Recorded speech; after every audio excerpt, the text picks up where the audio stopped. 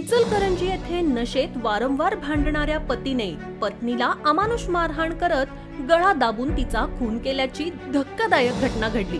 करिश्मा किसन गोसावी असं मृत विवाहितेचं नाव आहे। पती किसन गोसावी हा पसार झालाय। करिश्मा यांचा थांगपत्ता लागत नसल्याने शोध घेतला असता भाड्याच्या कुलूप बंद खोलीत तिचा मृतदेह विद्रूप अवस्थेत मिळाला। किसन गोसावी हा पत्नी करिश्मा बरोबर 3 लहान मुलांसह सासरवाडीत राहत होता। दोघांमध्ये वारंवार वाद होत होते। संग्राम चौक परिसरात एका घरात ते 2 महिन्यांपासून भाड्याने होते। सोमवारी दिवसभर त्यांचा वाद सुरू होता।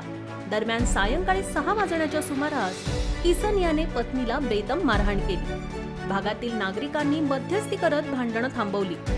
काल सकाळी दोन्ही 8 वर्षांच्या मुलांना किसन याने सासरवाडीत नातेवाईकांकडे सोडलं आणि पत्नी करिश्मा बाहेर गेली असून मुलांना जेवण देण्यास सांगितलं। त्यानंतर तो निघून गेला।